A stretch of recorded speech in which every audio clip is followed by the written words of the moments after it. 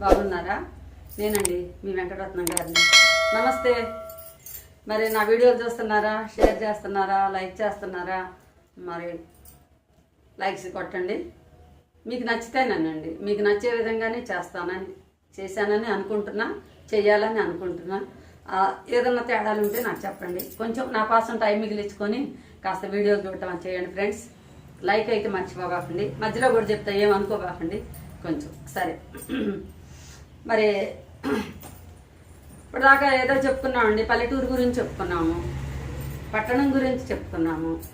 మరి ఇంకే విషయాలు ఉన్నాయి చెప్పుకున్నాము. ఇట్లా మనకి విషయాలు మనమే చెప్పుకుంటే ఏముంటుందండి. ఇక ఇక్కడ ఒక లక్ష్మి, ఏమన్నా కబుర్లు చెబుతావా? నీకేమన్నా వచ్చా? ఎవరి గురించి అన్నా చెప్తావా? ఆ సినిమా యాక్టర్ల గురించి ఏమన్నా చెప్పు, చూద్దాం. నీ ఫేవరెట్ హీరో మహేష్ బాబు అన్నావు, నాకు తెలుసులే. వాళ్ళ నాన్న పేరు ఏం పేరు? కృష్ణ. ఇంటి పేరేంటి? ఘట్టమనేని. అబ్బో, ఘట్టమనేని కృష్ణ. వాళ్ళదే ఊరు? మీ ఊరు దగ్గరే. మీ ఊరేది? తిరువురు. తిరువురు ఎక్కడ ఉంది? కృష్ణా జిల్లా ఎక్కడ ఉంది? విజయవాడ దగ్గరగానే ఉంది. అక్కినేని నాగేశ్వరరావు గారిదే ఊరు? ఎన్టీఆర్ గారిదే ఊరు? గుడివాడ. కృష్ణా జిల్లాలో ఉంది. మరి ఇంకా నువ్వు చెప్పిన నీ ఫేవరెట్ మహేష్ బాబు, కృష్ణ వాళ్ళు ఉన్నారు కదా, వాళ్ళదే ఊరు? వాళ్ళది కూడా అక్కడే, బుర్రిపాలెం గుల్లోడు. కృష్ణని ఏమంటారంటే బుర్రిపాలెం గుల్లోడు అంటారు. సరే, అవి సినిమా సంగతులమ్మా. మరి నా సంగతులు నేను చెప్పాలంటే, నా పిల్లలకు పాఠాలు ఏంటి ఇవన్నీ చెప్తుంటే అత్తయ్య నీకు ఇసుగ్గా ఉంటుంది కదా ఈ పాఠాలు ఇవన్నీ చెబుతుంటే. అవునా? ఎట్రా, ఏమో పెద్ద ఉందండి, మా అత్తగారు రోజు పాఠాలు వింటుంది, ఆమె చాలా ఇసుకంట. నా పాఠాలు నీకు ఇష్టమేనా? అర్థమవుతాయా? ఏం అర్థం కావు. పాటలు అర్థమవుతాయా? అర్థం కావు. మరి వింటుంటావా? సరే, మీ ఊళ్ళో ఎవరన్నా ఫ్రెండ్స్ ఉన్నారా నీకు? మీ అక్క ఉందా? మీ అక్క పిల్లలు ఉన్నారా? మరి మీదే ఊరు? ప్రతిపాడు. పల్లెటూరా పట్టణమా? పల్లెటూరులో మరి ఇంకెవరెవరు ఉంటారు? మీ అక్కోళ్ళు కాకుండా ఇంకెవరు ఉంటారు? బయట వాళ్ళు అంటే ఎవరు? ఎవరో ఉండాలి కదా. మీ పనికి వచ్చే వాళ్ళు ఉంటారా? బట్టలు ఉతికే వాళ్ళు ఉంటారా? చాకలోళ్ళు అంటే కొడతారు. ఇప్పుడు అనకూడదు, రజకులు అనాలి. వాళ్ళేమో సోదరులు అనాలి. మరి ఇంకేం చేస్తారు వాళ్ళు? బట్టలు ఉతుకుతారా చాకలోళ్ళు? మరి ఇంకెవరు ఉండరు నీకు పనులు చేసేవాళ్ళు? వీళ్ళు పల్లెటూరులో ఉండేవాళ్ళు. అంటే వీళ్ళంటే మేము కూడా ఉండేవాళ్ళం అనుకోండి. ఆ పల్లెటూరులో ఏం చేసేవాళ్ళు? వ్యవసాయం చేసేవాళ్ళని. వ్యవసాయం చేసేటప్పుడు మనకి ఎవరెవరు పనిలోకి వస్తారు చెప్పు? పనిలోకి ఎవరు వస్తారు? అంట్లు తోమటానికి ఎవరన్నా వస్తారా? రారు. పెద్ద పనులప్పుడు అరిసెలు వండటానికి, మరి అప్పుడు పెద్ద పెద్ద పాత్రలు తోమటానికి, పెళ్లిళ్ళు అయితే వస్తారు కదా కొంతమంది, బయట వాళ్ళని పిలుస్తాం కదా. సరే, మరి రోడ్డు దగ్గరికి బండి తీసుకెళ్లాలంటే కొంతమంది వస్తారు, బండి సామీలు అంటారు. అవునా కాదా? ఏమంటారు? బండి నడిపే అతన్ని బండి సామీలు అని ఉన్నాడండి వాళ్ళ ఊళ్ళో. మరి బట్టలు ఉతకటానికి సామ్రాజ్యం అని ఆమె ఉండేది, వాళ్ళ పిల్లలు ఉండేవాళ్ళు. మరి అంట్లు తోమటానికి, చేలో పని చేయటానికి ఎవరు ఉండేవాళ్ళు? నాగేశ్వరరావు వాళ్ళు రాలా? బాబురావు, నాగేశ్వరరావు వీళ్ళేరు, 5 అన్నదమ్ములు, యేసురత్నం వీళ్ళని ఉండేవాళ్ళు, శేషయ్య వాళ్ళు ఉండేవాళ్ళు. అవునా? వాళ్ళు ఏం చేసేవాళ్ళు? పొలంలో వచ్చి మిరపకాయలు పండించినవి, మిరపకాయలు ఏరటం, మిరపకాయలు కొయ్యటం, అవి తీసుకురావటం, ప్రతి ఏరటం ఇవన్నీ చేసేవాళ్ళు. ఇంకెవరెవరు పనిలోకి వచ్చేవాళ్ళు? చెప్పులు కుట్టేవాళ్ళు ఉండేవాళ్ళు. మీ అప్పుడు? మా అప్పుడు లేరులే, షాపులు వచ్చినాయి ఇప్పుడు. ఇదివరకు చెప్పులు కుట్టేవాళ్ళు ఉండేవాళ్ళు కదా. వాళ్ళు ఎక్కడుండేవాళ్ళు? చెప్పులు కుట్టేవాళ్ళు, ఈ పనులకు వచ్చేవాళ్ళు ఎక్కడుండేవాళ్ళు? బయట ఉండేవాళ్ళు, ఊరు బయట ఉండేవాళ్ళు. అవునా? మీ ఇంటి పక్కన ఉండేవాళ్ళు. మరి రైమాన్ పిన్నోళ్ళు ఉండేవాళ్ళు కదా పాఠాలు చెప్పడానికి. మస్తాన్ పంతులు గారు అని వాళ్ళ ఆవిడని రైమాన్ అయితే రైమాన్ పిన్ని, ఊరంతరికి పిన్ని. ఆయనేం బాబాయ్ పంతులు గారు, ఆమెం పిన్ని. ఇలా ఉండేదా? మరి ఊళ్ళో అందరు ఉండేవాళ్ళు. ఇంకా ఎవరు ఉంటారు? గుడికి పూజారి ఉండేవాడా? పాండురంగ అయితే పాండురయ్య గారు అంటారు. ప్రేమగా పిలుచుకుంటారండి, మోటుగా ప్రేమగా పిలుచుకుంటారు పల్లెటూరు వాళ్ళు. అదొక ఆప్యాయత. పాండురయ్య గారు అనేవాళ్ళు. ఆయన మరి డాక్టర్ గారు ఎవరు ఉండేవాళ్ళు? ఆయన డాక్టర్ కూడా. ఇదివరకు రోజుల్లో మనకి ఈ అల్లోపతి రాకముందు వచ్చినాక కూడా ఇప్పటికి కూడా పల్లెటూరులో ఆర్ఎంపీ డాక్టర్లు అంటారే వాళ్ళని ఈ వీళ్ళు గుళ్ళో పూజారులే ఈ వైద్యం కూడా చేస్తూ ఉండేవాళ్ళు. ఆర్ఎంపీ డాక్టర్ ఆయన బ్రాహ్మిన్స్ ఉండేవాళ్ళు. మరి మనకి ఏమైనా సరుకులు అయిపోతే తీసుకురావడానికి సరుకులు కొనుక్కోవాలంటే కొట్టు ఉండేదా? ఉండేది కదా. మరి కొట్లు చేసే వాళ్ళని ఏమంటారు? వాళ్ళు ఎవరు? పాముట్లు ఏమన్నా పేరయ్య గారు, అవునా? దేవి పేరయ్య గారు, పేరయ్య అన్నయ్య దేవి గారు. వాళ్ళు ఎక్కడున్నా క్షమించాలి నన్ను, ఎందుకంటే తప్పదు పేర్లు చెప్పాల్సింది, ఊళ్ళో ఎవరెవరు ఉన్నారు అని. తర్వాత ఇంకెవరు ఉండేవాళ్ళు? కోమట్లు అయిపోయారు. మరి మీ అబ్బాయికి ఇట్లా కటింగ్ చేయటానికి, తలసవరం చేయటానికి మామయ్య గారికి వీళ్ళ ఎవరు వచ్చేవాళ్ళు? నాగేశ్వరరావు అని వచ్చేవాడు, కోయర్పాలెం నుంచి వచ్చేవాడు మన ఊళ్ళో, లేకపోతే కదా. అవునా కాదా? చూడు వాళ్ళకి చెప్పు, వచ్చేవాళ్ళో లేదా? వచ్చేవాళ్ళు. అందరు పనులు చేసేవాళ్ళో లేదా? మీకు చేసేవాళ్ళు కదా. కళ్ళారు బాబు, మళ్ళీ వాళ్ళు కనపడరు మీకు, నువ్వు కనపడుతున్నావు, చూస్తున్నారు. మరి ఇంకా ఊరు బయట ఉండేవాళ్ళు ఎవరాళ్ళు? ఊరు బయట నుంచి పనికి వచ్చేవాళ్ళు శేషయ్య గారి పిల్లలు, నాగేశ్వరరావు వాళ్ళు వచ్చేవాళ్ళు. సరే, వాళ్ళని ఏమంటారో తెలుసా నీకు? తెలుసా? తెలీదా? ఏమంటారు వాళ్ళని ఏదో పేరు పెట్టి పిలిచేవాళ్ళు. అదేం పేరు పెట్టి పిలిచేవాళ్ళు తర్వాత చూద్దామండి. ఇదేనండి ఈరోజు. బాగుందా? మనం ఏం పాఠం చెప్పుకోబోతున్నాం మీకు అర్థమయ్యే ఉంటుంది. మీరు చాలా తెలివైన వాళ్ళండి బాబు. మీకు తెలియకపోవడం ఏంది? ఆమెకు తెలియదు కానీ ఆమెకు కూడా తెలుసు, బాగా తెలుసు. తెలియకపోతే ఇన్ని విషయాలు అలా చెప్తుంది. మీ ఊళ్ళో ఇప్పుడు ఎంతమంది సంగతి చెప్పేవత్తయ్యా? బట్టలు ఉతికేవాళ్ళు, అంట్లు దామటానికి వచ్చేవాళ్ళు, తర్వాత పొలంలో పనిచేయటానికి వచ్చేవాళ్ళు, తర్వాత ఇంకా ఎవరు? చెప్పులు కుట్టడానికి వచ్చేవాళ్ళు. ఎవరికి? ఇప్పుడు కాదు, షాపులు పెట్టుకున్నప్పుడు. మరి పాలు పట్టేవాళ్ళు ఉండేవాళ్ళు, వ్యవసాయం చేసేవాళ్ళు ఉండేవాళ్ళు, వ్యాపారం చేసేవాళ్ళు ఉండేవాళ్ళు, వైద్యం చేసేవాళ్ళు ఉండేవాళ్ళు, మరి పూజారులు ఉండేవాళ్ళు. ఇంతమంది ఉండాలి. వీళ్ళందరూ ఊళ్ళోనే ఉంటారు. మిగిలిన వాళ్ళు కొద్దిమంది ఉంటారే, చెప్పులు కుట్టేవాళ్ళు, మన పనులకు వచ్చేవాళ్ళు, వాళ్ళు ఊరు బయట ఉండేవాళ్ళు. వాళ్ళని ఎందుకు ఉంచారు అలాగా? తెలుసా నీకు? వాళ్ళని అంటుకోవచ్చా మనం? అంటుకునేవాళ్ళ? వాళ్ళ లోపలికి రానిచ్చేవాళ్ళ? ఎందుకని? వాళ్ళు లోపలికి రారంట, బయటనే ఉంటారు. ఎందుకని? ఎందుకో తెలుసా నీకు? సగం తెలుసు, సగం తెలియదు. తెలిసి చెప్తే ఏమంటారు, చెప్పకపోతే నేను ఊరుకోను కదా. ఇప్పుడు అంటే వాళ్ళని ఏదో అనేవాళ్ళు. కాబట్టి ఈరోజు ఏం పాఠం చెప్పుకోబోతున్నామో తెలిసిందండి. మా అత్తగారండి బాగా చెప్తుందా, ఆమెకు చాలా ఇంట్రెస్ట్ అండి పాఠంలో భాగంగా. ఏమితో కొన్ని వీడియోలు తీద్దాం అనుకుంటున్నా, ఆదరించండి. ఉంటుంది. నమస్తే చెప్పు వాళ్ళందరికీ నమస్తే. ఆశీర్వదించాలి నువ్వు, ఆశీర్వాదం ఇవి. నీకన్నా చిన్నవాళ్ళు ఉంటారు అందరు. ఇట్లా అయ్యా బాగుండండి అని చెప్పు. చెప్పు బాగుండండి అని చెప్పు. బాగుండండి, సంతోషంగా ఉండండి అని చెప్పు. సంతోషంగా ఉండండి. సరే కూర్చో. మళ్ళీ పిలవాలా? నిన్ను వెళ్ళిపోతావా? కుట్లో లేదు. ఇప్పటిదాకా దేని గురించి చెప్పుకున్నామో చూసారు ఫ్రెండ్స్. పాఠం ఒకటి చెప్పుకోబోతున్నాము. పాఠం అయిపోయిందండి, ఉన్ముఖీకరణ అయిపోయిందా? ఆ పాఠం ఏంటి? భాగ్యోదయం. భాగ్య ప్లస్ ఉదయం, భాగ్యోదయం. ఏ సంధి చెప్పండి? మీరే చెప్పాలి, నేను చెప్పను. సరే, ఇప్పుడు అంత పెద్ద ముసలం వచ్చి ఇక్కడ మీకు చెప్పటం అనేది నా భాగ్యం అండి. ఈ వయసు ఆవిడ అలా రావటము చెప్పటం అనేది మీ భాగ్యం అనుకుంటే మీరు అనుకోండి, నాకేం అభ్యంతరం లేదండి. కానీ నా భాగ్యమే.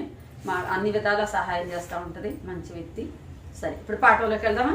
ఇప్పుడు ఏం పాఠం గురించి చెప్పుకోబోతున్నాము?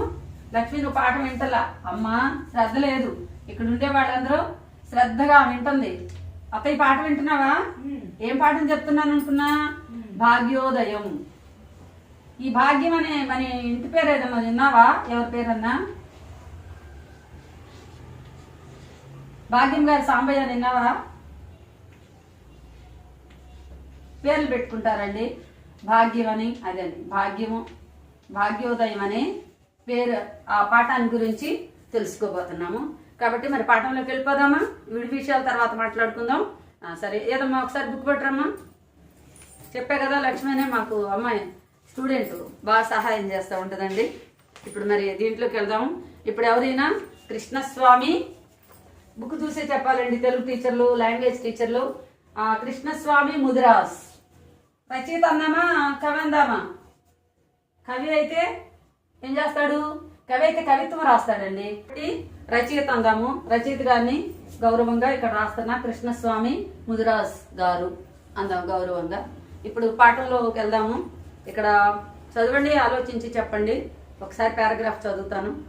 నవభారత రాజ్యాంగ నిర్మాత, చరిత్రకారుడు, జాతీయతావాది, తత్వశాస్త్రవేత్త, దళిత నాయకుడు డాక్టర్ బి అంబేద్కర్ దేశంలోని అస్పృశ్యతను నివారించడానికి, దళితుల అభ్యున్నతికి ఎంతగానో కృషి చేశాడు. నిమ్న వర్గాలలో అందరిలాగా మనము అన్నీ చేయగలం అన్న ఆత్మవిశ్వాసాన్ని పెంపొందించడం అతని లక్ష్యం. దేశ ప్రజలందరికీ సమాన హక్కులు కల్పించాలనే ఉద్దేశంతో ఉత్కృష్టమైన రాజ్యాంగాన్ని రూపొందించాడు. దేశ విదేశాలలో విద్యను అభ్యసించి ప్రపంచంలోనే మహామేధావిగా గుర్తింపు పొందాడు. కాబట్టి పారాగ్రాఫ్ ఒకసారి చూడండి మీరు కూడా. పై పేరా ఎవరిని గురించి తెలుపుతుంది? డాక్టర్ బిఆర్ అంబేద్కర్ గురించి తెలియజేస్తుంది. ఆయన ఎవరి గురించి కృషి చేశాడు, ఎందుకు? ఇక్కడ పాఠంలోకి వెళ్తే తెలిసిద్ది. అయినా మెయిన్ గా మనం చూసాం కాబట్టి అస్పృశ్యతను నివారించటం కోసమని. అస్పృశ్యత, అన్టచబిలిటీ, ఇంగ్లీష్ లో అన్టచబిలిటీ ఇస్ క్రైమ్ అన్నారు గాంధీ గారు. కాబట్టి అస్పృశ్యత, అంటరానితనాన్ని నివారించడానికి కృషి చేశాడు. ఎందుకు ఎందుకు అనేది పాఠంలోకి వెళ్ళినా చూద్దాం. మన రాష్ట్రంలో దళితులు, నిమ్న జాతుల వారి కోసం కృషి చేసిన వ్యక్తులు ఎవరు? మరి అంబేద్కర్ కాకుండా ఇంకా ఎవరైనా ఉన్నారా అంటే చాలా మంది ఉన్నారు. వాళ్ళ గురించి ఈ పుస్తకంలో మనం తెలుసుకోబోతున్నాం. ఈ పాఠంలో వాళ్ళ గురించి తర్వాత చెప్పుకుందాం. ఇక పాఠం ఉద్దేశం, పాఠాన్ని ఎందుకు ఇచ్చారు? స్వయం కృషి, ఆత్మవిశ్వాసం ఉంటే ప్రతి ఒక్కరూ ఏమైనా సాధించగలరు. ఒకసారి ఇవన్నీ అండర్లైన్ చేసుకోవాలి, ముఖ్యమైన పాయింట్స్. రేపు మీకు ఎక్స్ప్లెయిన్ చేసేటప్పుడు ఇవన్నీ ఒకసారి చెప్తున్నాను. అన్ని వర్గాల వాళ్ళలో సామాజిక భాగస్వామ్యం, చైతన్యం అవసరం. స్వార్థం పెరిగిపోతున్న ప్రస్తుత సమాజంలో ఇతరుల గురించి ఆలోచించి వాళ్ళ ప్రగతికి తోడ్పడే వ్యక్తులు అరుదు. అటువంటి వ్యక్తిత్వం నుండి స్ఫూర్తి పొందటమే పాఠం ఉద్దేశం. పాఠం ఉద్దేశం ఏంటంటే ఒకసారి బోర్డు మీద చూసుకుందాం. ఉద్దేశం ఇచ్చినట్టే పెడదాము.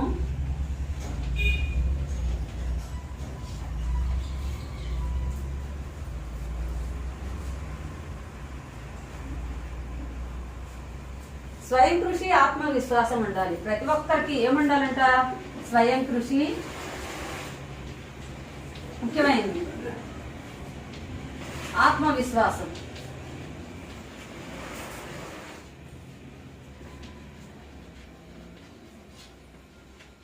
ఈ రెండు ఉంటే ఇంకా వీళ్ళంతా కూడా ఏమైనా సాధించగలరు. అన్ని వర్గాల వాళ్ళలో సామాజిక భాగస్వామ్యం, చైతన్యం అవసరం. ఇంకా ఏం చెప్పారు?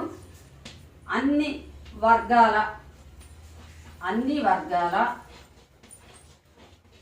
భాగస్వామ్యం, పార్టీషన్, భాగస్వామ్యం ఉండాలి, చైతన్యం ఉండాలి. ప్రతి వాళ్ళలో చైతన్యం ఉండాలి, అన్ని వర్గాల చైతన్యం ఉండాలి. ఇదేందో మళ్ళీ చెప్తాను నేను ఇప్పుడు. చైతన్యం అవసరం.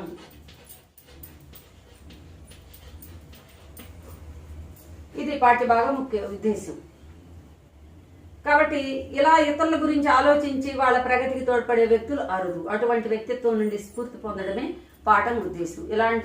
ఇలా కృషి చేసే వ్యక్తులు ఎవరైనా ఉన్నారా అంటే ఆ కృషి చేసిన వాళ్ళను చూసి స్ఫూర్తిని పొందాలి విద్యార్థులు, పాఠం విన్నవాళ్ళు.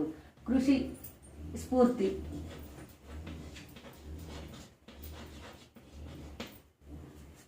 పొందడమే ఉద్దేశం.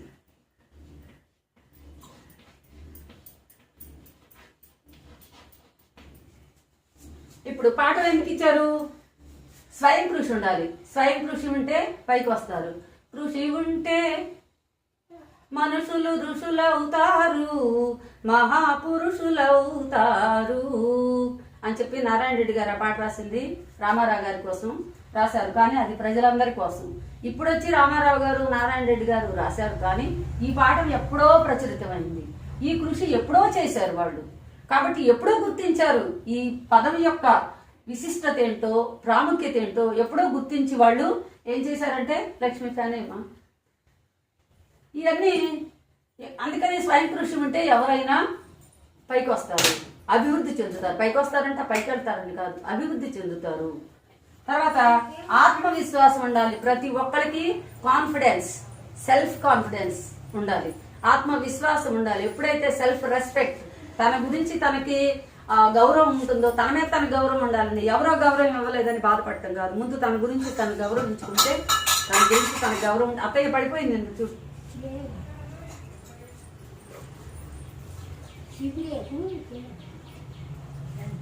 అక్కడ వీళ్ళంతా గొడవ చేస్తుంటారండి, పిల్లల క్లాస్లో బాగా గొడవ చేస్తుంటారు. అందుకని అక్కడ పడిందన్నా కూడా పట్టించుకోవట్లేదు. చూసారా? సరే, ఆత్మవిశ్వాసం ఉండాలండి. ఆత్మవిశ్వాసం లేని ఏమీ సాధించలేదు. ముందు నీ మీద నీకు గౌరవం ఉండాలి. దాంతో పాటు అప్పుడు నీకు ఆత్మవిశ్వాసం పెరిగింది, అప్పుడు ఏదైనా సాధించగలుగుతావు. అందుకోసమని ఈ రెండు విద్యార్థుల్లో పెంపొందించడం కోసమని ఈ పాఠం ఇచ్చారు. ఇంకా ముఖ్యమైన ఉద్దేశం ఏంటంటే అన్ని వర్గాల భాగస్వామ్యం ఉండాలి. ప్రతి రంగంలో కూడా దేశం అభివృద్ధి చెందాలి అంటే అన్ని రంగాల అభివృద్ధి చెందాలంటారు. ఆల్ సెక్టార్స్, అన్ని రంగాలలో కూడా అందరి భాగస్వామ్యం ఉండాలి. వాడు చేస్తాడులే, నాకెందుకు ఈ పని, వాడు చేస్తాడులే, నేను చేసేది ఏంటి అని తప్పుకొని ఉంటారు. అలా కాదు. నీ పార్టేషన్ అంటే నీ ఏమంటారు, పార్ట్నర్షిప్, పార్టేషన్ నో తప్పు, నీ భాగస్వామ్యం ఉండాలి. నువ్వు కలవాలి, నువ్వు కూడా చెయ్యాలి నీకు సాధ్యమైనంత వరకు. దాన్ని ఏమంటారంటే అన్ని వర్గాల ప్రజల, అన్ని వర్గాలను ఎందుకు అన్నారో తర్వాత చూద్దాం, పాఠంలోకి వెళ్తే తెలుస్తుంది. ఏ వర్గాలు ఉన్నారు, అసలు వర్గాలు అంటే ఏంటి, ఎందుకు ఉండాలని ఆయన ఆశించాడు. కాబట్టి భాగస్వామ్యం ఉండాలి. ఇంకా అన్ని వర్గాలలో కూడా చైతన్యం ఉండాలి. చైతన్యం లేకుండా రాళ్ళు లాగుంటారు. అసలు అట్లా అది కుదరదు. మానవుల లక్షణం ఏంటంటే చైతన్యం. నీరు ఎలా ఉంటుందండి లక్ష్మి? నీరు ఎలా ఉంటుంది?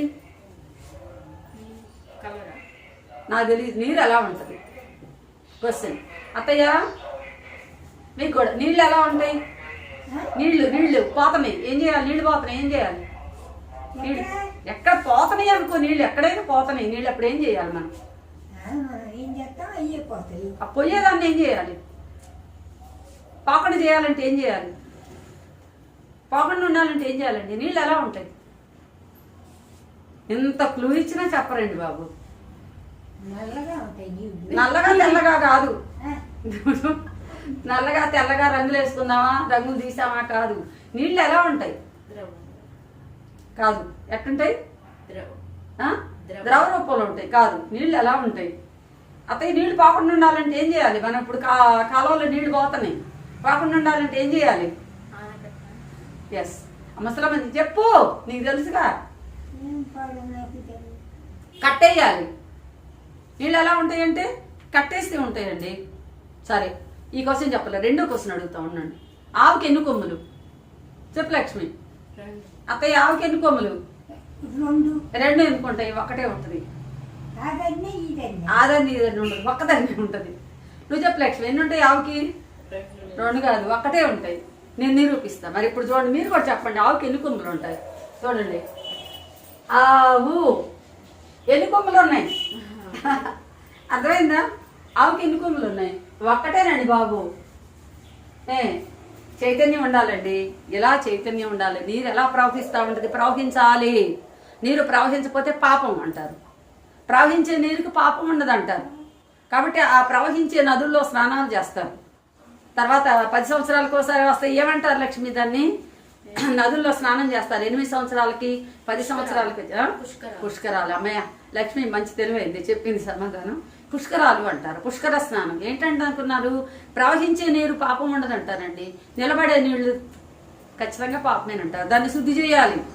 ఇప్పుడు చెరువులో నీళ్లు నిలబడే ఉంటాయి, అందుకని వాటిల్లో సూక్ష్మజీవులు జాగ్రత్తని కలుషితం అవుతాయని వాటిల్లో మందు కలిపి ఏదేదో తాగటానికి వాడేటప్పుడు అవి చేస్తారు. కానీ ప్రవహించేటప్పుడు అవేం ఉండవంట. అయితే మరి ప్రవహించే నీరు మనకి కృష్ణానది నుంచి వస్తాయి కదా, మరి వాటర్ ట్యాంకుల్లో పెట్టుకుంటాం కదా, మరి అప్పుడు ఎందుకు కలుపుతారు మందు అని లక్ష్మి నీకు డౌట్ రావాలి కదా. మరి దాంట్లో బ్లీచింగ్ కలుపుతారు కదా, మరి ఎందుకు కలుపుతున్నారు? నదుల్లో నీళ్లు పాపం లేదన్నారు కదా, ఎందుకు కలుపుతున్నారు అంటే అక్కడ ప్రవహించే నీరు తాగితే పర్వాలేదు, అయితే ఇచ్చి మనం స్టోరేజ్ చేస్తున్నాం, మళ్ళీ తీసుకొచ్చి వాటిని ప్రవహించకుండా చేస్తున్నాం. కాబట్టి వాటిల్లో సూక్ష్మజీవులు చేరుతాయి. కాబట్టి వాటికి మందు కలిపి బ్లీచింగ్ కలిపి పంపిస్తూ ఉంటారు. వాటర్ని నీళ్ళని శుద్ధి చేస్తూ ఉంటారు. కాబట్టి చైతన్యం ఉండాలండి. చైతన్యానికి మారు పేరు ఏది అంటే నీరు. మనిషి కూడా చైతన్యంతో ఉండాలి. సమాజంలో ఉన్న ప్రతి వాళ్ళు చైతన్యవంతులై ఉన్నప్పుడే సమాజం అభివృద్ధి చెందుతుంది. సమాజ అభివృద్ధే దేశ అభివృద్ధి. దేశం అంటే మట్టి కాదు, దేశం అంటే మనుషులు చెప్పారు ఎప్పుడో మనకి. కాబట్టి ప్రజల్లో ఏముండాలంట? చైతన్యం ఉండాలి.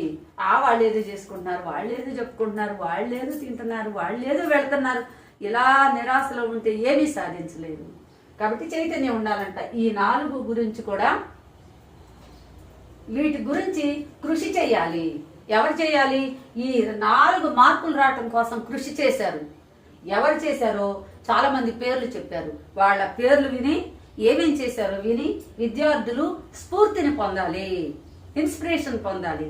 మోటివేషన్, ఇన్స్పిరేషన్ అని ఇప్పుడు క్లాసెస్ జరుగుతున్నాయే, ఆ క్లాసెస్కి వెళ్ళండి, వద్దంటలేదు. ముందుగా ఇలాంటి పాఠాలు విని ఈ పాఠాల ద్వారా మీరు నేర్చుకునేది నేర్చుకోండి. చక్కగా కూర్చొని ముఖ్య విషయాలు నేర్చుకొని చదవండి. మీకు అర్థమైతే మీకు మోటివేషన్ వచ్చినట్టే, ఇన్స్పిరేషన్ వచ్చినట్టే, స్ఫూర్తి. ఇంతకన్నా ఏం కావాలండి? ఇలాంటి వాళ్ళ గురించి స్ఫూర్తి పొందటమే పాఠం యొక్క ముఖ్య ఉద్దేశం. పాఠం ఎందుకు ఇస్తారనుకున్నారు? ఊరికినే ఎవరు, మంచి ఉద్దేశంతో ఇస్తారు. కాబట్టి ఇక్కడ విద్యార్థులు స్ఫూర్తి పొందాలనే ఉద్దేశంతో పాఠ్యభాగాన్ని ఇచ్చారు. పాఠ్యభాగ ఉద్దేశం. తర్వాత ఇప్పుడు అలా స్ఫూర్తి పొంది వాళ్ళ ప్రగతికి వ్యక్తిత్వం నుండి స్ఫూర్తి పొందారు, అయిపోయింది. పాఠ్యభాగ వివరాలు. ఇక పాఠ్యభాగ వివరాలకు వెళితే, ఈ పాఠ్యాంశం జీవిత చరిత్ర ప్రక్రియకు చెందినది. రబ్ చేయొచ్చా ఇది? అక్కయ్యా, ఇందాక నేను అడిగాను కదా, ఏదో ఏమడిగాను? మీదే ఊరు? నేను కూడా అడిగాను కదా లక్ష్మి. ఏమడిగాను? నీ ఫేవరెట్ హీరో ఎవరు, వాళ్ళ ఊరేంటి, వాళ్ళ నాన్న పేరేంటి, వాళ్ళు ఎక్కడి నుంచి వచ్చారు అని అడిగాను. పెద్ద ఆవిడ మా అత్తగారిని కూడా అడిగాను. ఎందుకు అడిగాను? పెళ్ళాక మాట్లాడరండి టీచర్లు ఏది చెప్పినా కూడా. లేకపోతే విద్యార్థులకు చెప్పేటప్పుడు ఒక్క అక్షరం కూడా ఎక్స్ట్రా కానీ అనవసరం కానీ ఉండదు. పాఠ్యాంశ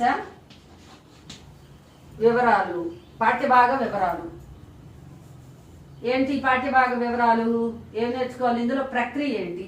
పాఠ్య భాగ వివరాలు ముఖ్యంగా తెలుసుకోవాల్సింది. చాక్ పీసు లక్ష్మి చిన్న తెచ్చిచ్చావు లక్ష్మి. సరే, ఇది బుజ్జిది. ప్రక్రియ ఏంటంట? ముఖ్యంగా ప్రక్రియ తెలుసుకోవాలి. ప్రక్రియ ఏంటి? ప్రక్రియ ఏంటంటే జీవిత చరిత్ర. ఏంటిది? జీవిత చరిత్ర. అసలు చరిత్ర ఏంటి? జీవిత చరిత్ర ఏంటి తెలుసుకుందామా? చరిత్ర అంటే ఏంటి లక్ష్మి? చరిత్ర అంటే ఏంటి తెలుసా? హిస్టరీ అంటారు ఇంగ్లీష్లో. ఇంగ్లీష్లో ఏమంటారంటే హిస్టరీ. హిస్టరీ అంటే హిజ్ స్టోరీ, అతని యొక్క చరిత్ర, అతని యొక్క కథ. హిస్టరీ నిన్న జరిగింది. హిస్టరీ నిన్న జరిగింది ఈ రోజుకి ఆధారం అన్నమాట. నిన్న ఫౌండేషన్, ఈరోజు కన్స్ట్రక్షన్. అర్థమైందండి? అలాగే చరిత్ర చూద్దాము, జీవిత చరిత్ర చూద్దాం. చరిత్ర అంటేనే ఒకరి గురించి తెలియచేసేది. అది నిన్నటి గురించి కానీ, లేకపోతే వ్యక్తుల గురించి కానీ, లేకపోతే ఒక సంస్థ గురించి కానీ, లేకపోతే వేరే విషయాన్ని గురించి కానీ చెప్తే అది చరిత్ర అవుతుంది. చరిత్ర చెప్పవాకు, చరిత్ర చెప్పవాకు, చెప్పింది విను అంటాడు. ఎక్కడ ఎన్ని సినిమా డైలాగులు లేనండి, వాళ్ళు బాగా గమనించి రాసేశారు. చరిత్ర అడక్కు, చెప్పింది విను అంటారు. చరిత్ర అడక్కంటే చరిత్ర జరిగిపోయిన దాన్ని చరిత్ర అంటారు. జరిగిపోయిన దాన్ని చరిత్ర అంటారు. ఇప్పుడు జరిగిపోయినది ఒక విషయం అడిగాను. ఎవరిని అడిగాను? చరిత్ర అంటే హిస్ స్టోరీ అని చెప్పాను. ఏ స్టోరీ అడిగాను లక్ష్మి? నిన్ను మహేష్ బాబు గురించి అడిగాను. నీ గురించి అడిగాను ముందు. మీ నాన్నగారు ఎక్కడ, మీ ఊరు ఎక్కడ, మీరేం చేస్తారు, మీ ఫేవరెట్, ఇదంతా స్టోరీయే, ఇదంతా హిస్టరీయే. జరిగిపోయిన దాని గురించి అడిగాను. సరే, ఇది చరిత్ర అంటారు. జరిగిపోయింది చెప్పేదాన్ని, జరిగిపోయిన కథ. మరి జీవిత చరిత్ర అంటే ఏంటి? ఎవరి గురించి వాళ్ళు చెప్పుకుంటే అది జీవితాల గురించి తెలియచేసేది. చరిత్ర అంటే ఏదో ఒక స్టోరీ అని చెప్పాను, ఒకరి గురించి చెప్పటం. ఇక్కడ జీవిత చరిత్ర అంటే జీవితానికి సంబంధించిన చరిత్ర. అది ఎలా ఉందో చూద్దాం ఇప్పుడు. విభిన్న రంగాలలో పనిచేస్తూ సమాజం మీద ప్రభావం చూపించిన వ్యక్తుల విశిష్టతలను తెలుపుతూ రాసే గ్రంథమే జీవిత చరిత్ర. ఎవరు రాశారో చూద్దాం. ఇది ఇక్కడ భాగ్యరెడ్డి వర్మ కుమారుడైన ఎంబి గౌతమ్ రచించిన భాగ్యరెడ్డి వర్మ జీవిత చరిత్ర గ్రంథంలోని కృష్ణస్వామి ముదిరాజు రాసిన వ్యాసంలోనిది పాఠ్యభాగం. ముగ్గురు వచ్చారండి, చాలా గజిబిజిగా ఉంటది. కృష్ణస్వామి ముదిరాజ్ ఇక్కడ పాఠంలో ఇచ్చారు. ఇక్కడ జీవిత చరిత్ర అన్నారు. ఈ జీవిత చరిత్ర ఎవరిది? ఈ జీవిత చరిత్ర వివిధ రంగాలలో పనిచేసిన విభిన్న వ్యక్తుల గురించి తెలియచేయాలంటావు. వాళ్ళు చేసిన ఆ పనుల ప్రభావం మీద, సమాజం మీద ప్రభావం చూపిస్తున్నాయి. అంటే చాలా గొప్ప వ్యక్తులు. ఈ తెలియచేసే గ్రంథాన్ని ఏదన్నా గొప్ప వ్యక్తుల గురించి తెలియచేస్తే, గాంధీ గారి గురించి అనుకోండి, గొప్ప వ్యక్తులే కదా వీళ్ళు. ఇది గాంధీ గారి జీవిత చరిత్ర. ఇప్పుడు ఇంగ్లీష్లో ఏం పెడుతున్నారు లక్ష్మి? వీటిని బయోగ్రఫీ, ఆటోగ్రఫీయా, బయోగ్రఫీయా? ఒకళ్ళ గురించి తెలియచేసేది. ఎవరి గురించి అంటే గొప్ప వ్యక్తుల గురించి తెలియచేయాలి. ముందు నీ గురించి నా గురించి చెప్తే పట్టించుకునే వాళ్ళు ఎవరు లేరు, తక్కువ. కానీ కుటుంబాన్ని గురించి కాకుండా సమాజం మీద మంచి ప్రభావాన్ని చూపాలి. విశిష్ట వ్యక్తిత్వం కలిగి ఉండాలి, విశిష్ట వ్యక్తులుగా పొగడబడి ఉండాలి. అలాంటి వారి జీవిత చరిత్రలను రాస్తే, వాళ్ళ జీవితాలను గురించి రాస్తే అది జీవిత చరిత్ర అయింది.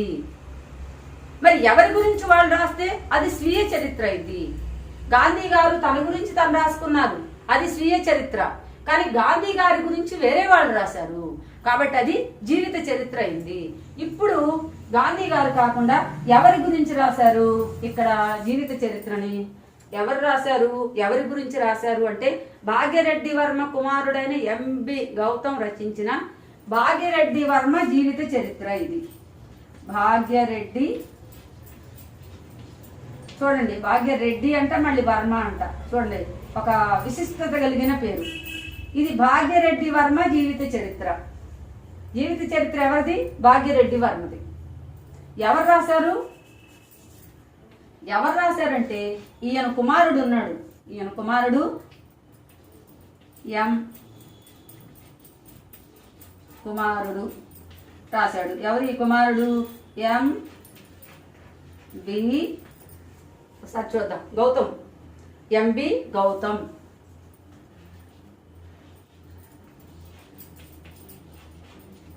ఎంబి గౌతమ్ రచించాడు. ఈ ఎంబి గౌతమ్ రచించిన మరి గ్రంథం ఏంటి? భాగ్యరెడ్డి వర్మ జీవిత చరిత్ర గ్రంథంలోని నుంచి కృష్ణస్వామి ముదిరాజు తీసుకున్నాడండి. ఈ పుస్తకం ఉంది. ఈ పుస్తకం పేరు భాగ్యరెడ్డి వర్మ జీవిత చరిత్ర. దీన్ని రాసిన ఆయన కుమారుడు ఎంబి గౌతమ్. మరి ఈ పుస్తకంలో ఉన్న ఈ పేజీలు ఉన్నాయి కదా, ఈ పుస్తకంలో చాలా కథలు ఉంటాయి. ఇది జీవిత చరిత్ర. దీంట్లో నుంచి ఈయన ముదిరాజ్, కృష్ణస్వామి ముదిరాజ్ గారు తీసుకొని మనకి పాఠంగా ఇచ్చారు. అంటే ఇప్పుడు కన్ఫ్యూజన్గా ఉంటుంది మీకు, ఒకసారి వివరంగా చదువుతా. ఈ పాఠాన్ని మనకు అందించిన వాళ్ళు ఎవరంటే కృష్ణస్వామి ముదిరాజ్ గారు. విద్యార్థులకి ఇక్కడ తీసుకొచ్చి అందించింది ఎవరంటే కృష్ణస్వామి ముదిరాజ్ గారు. ఎక్కడి నుంచి తీసుకొచ్చారు అంటే ఈ భాగ్యరెడ్డి వర్మ జీవిత చరిత్ర నుంచి అనే పుస్తకం నుంచి తీసుకొచ్చారు.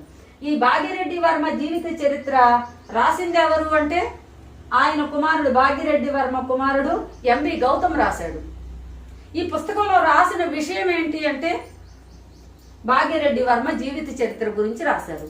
భాగ్యరెడ్డి వర్మ జీవిత చరిత్ర ఎందుకు రాయబడింది అంటే సమాజం మీద విశిష్టమైన వ్యక్తిత్వాన్ని, ప్రభావాన్ని చూపించాడు. ఆయన గొప్పతనాన్ని ఆపాదించుకున్నాడు కాబట్టి సంఘం చేత గుర్తించబడ్డాడు గొప్ప వ్యక్తిగా. అందుకని గొప్ప వ్యక్తుల చరిత్రలు పుస్తకాల్లో ఎక్కించడం సర్వసాధారణము. గాంధీ గారిని ఉదాహరణగా చెప్పాం కదా, గాంధీ గారు మనకంతా తెలుసు, అందరికీ ఫేమస్. కాబట్టి ఆయన జీవిత చరిత్రను ఆయన రాసుకోవచ్చు, వేరే వాళ్ళు కూడా రాయొచ్చు. వేరే వాళ్ళు రాస్తే జీవిత చరిత్ర అంటారు, ఆయన రాసుకుంటే స్వీయ చరిత్ర లేదా ఆత్మకథ అంటారు. మరి ఇక్కడ వేరే వాళ్ళు రాశారు. ఇక్కడ ముగ్గురు ఉన్నారు, కృష్ణస్వామి ముదిరాజ్ గారు, ఎంబి గౌతమ్, తర్వాత ఈ భాగ్యరెడ్డి వర్మ గారు. అది ఇదండి ఇప్పుడు ఇవాళ పాఠ్యభాగ వివరాలకు వచ్చేసరికి ప్రక్రియ ఏంటి? జీవిత చరిత్ర. చరిత్ర అంటే ఏంటి? జరిగిపోయిన దాని గురించి తెలియచేసేది, లేక ఒకళ్ళ విషయాలు తెలుసుకోవడం అన్నమాట.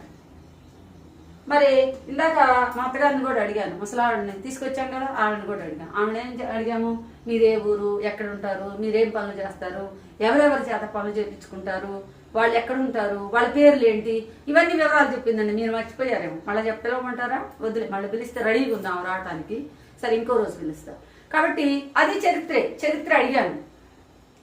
ఆ చరిత్ర అడిగాను.